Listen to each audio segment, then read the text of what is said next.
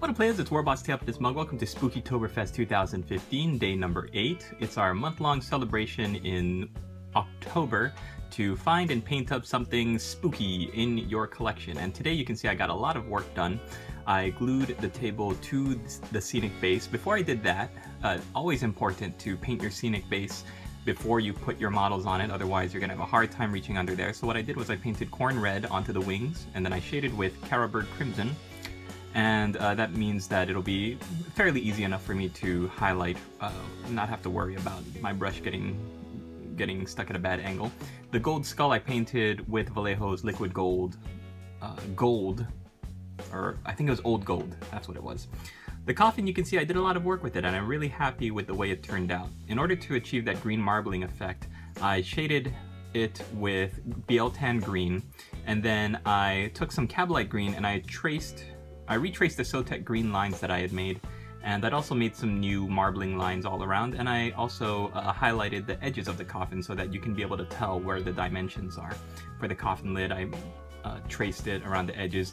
I tried to draw the eye to the corners and make some hard edges, hard points of light by adding in some white to my Cabalite green, and then just basically adding in white to the Cabalite green and really reinforcing the intersections of the lines. So you can see instead of making the highlights the long line parts, I tried to make the highlights into the Ys and the intersections of all the marbling.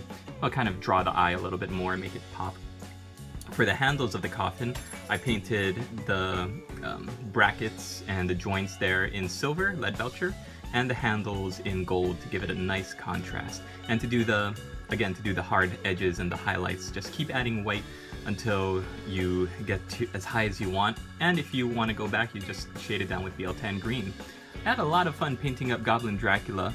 I painted in his eye sockets with Stegodon Scale Green, and then painted in his eyes with Flash Gets Yellow, give it a nice little pop of color there, but also create like a little sunken in eye sockets, hollowed out eye sockets with the Stegodon Scale Green.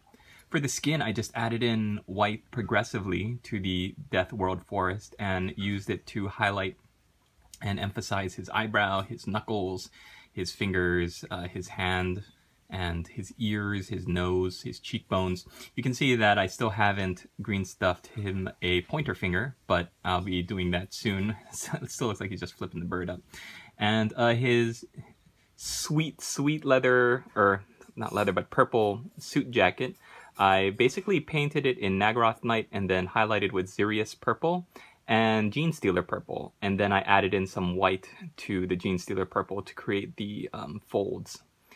I'm really happy with the way he turned out. I gave him white fangs, I gave him red gums to make it look like he's baring his fangs. I thought that the gums were actually teeth, his middle teeth, but no, he's baring his fangs and he's showing his gums. He's kind of like got his lips pulled back, kind of like that. And for his fingernails, I thought I would paint them white. They look too bright, so I went back and I painted the fingernails with Stegodon Scale Green, and then I highlighted back up with white. I'm very, very happy with the way he turned out. I still have to highlight the table. I still have to do a couple more effects to the base and add the chalice of blood that's spilling over, but he is pretty much done. The Goblin Dracula is pretty much done, and I'm very, very happy for that. So let me know what you think. I'm really, really pleased with how he came out. I've also been spending my time finishing up 87 Orc Boys, whoo boy howdy, and painting these bases for my Dreadfleet commission. These are coming along really, really well. I'm not going to talk too much about how I do it. If you want to see how I got these effects yourself, then please check out my blog at WarbossTaeStudios.com. It's all one word, WarbossTaeStudios.com, and I walk you through by picture, kind of doing a picture tutorial, how I achieved these effects. I figured that using pictures is a lot easier for my blog, and doing a little bit of video too, so check that out. I'm trying to see if I can get some subscribers over there to read and kind of follow along my progress. Obviously, there's still some things on the bases that I need to paint, but I'm just really focusing on the water before I kind of tackle these broken down ship pieces. I love how some of these have some really interesting details to them. Like this one's got some, or which one? This one's got some dolphins swimming by them. This Khemri one has skeletons of giant sea monsters. The Chaos Dwarf Kraken one has the silver tentacles that are coming up out of the water. And this one for the, I think it's called this swordfish, has like these sea creatures like Loch Ness monsters following along next to it. So each one is very, very cinematic. You got the dwarf one with the little dwarf dirigible going next to it. You've got the Skaven one, which is basically like a giant rotting fish carcass. So I'm going to be painting up the inside. So if you want to see how I do all of my Dreadfleet stuff, please follow along on my blog. And yeah, if you are interested in joining the Spookytoberfest challenge, it's never too late to join. We've got all month. If you want to even join in if you want to join in now, if you want to join in the last week in October, do whatever you want. Just find something in your collection that it is spooky, scary themed, or something that it's been in your collection for a spooky long time and you haven't painted it yet. And yeah, throw it in, because we're always interested in getting work done, networking, communicating, and just hanging out, making friends, and learning and sharing with each other. So that's the WarbossTae 2015 painting community. I will put the link down below in the description of the video.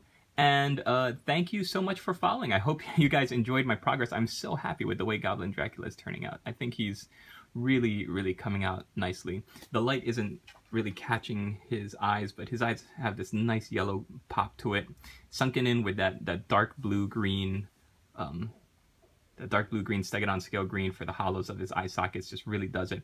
All right, thanks you guys for watching, and we'll see you tomorrow for day number 9.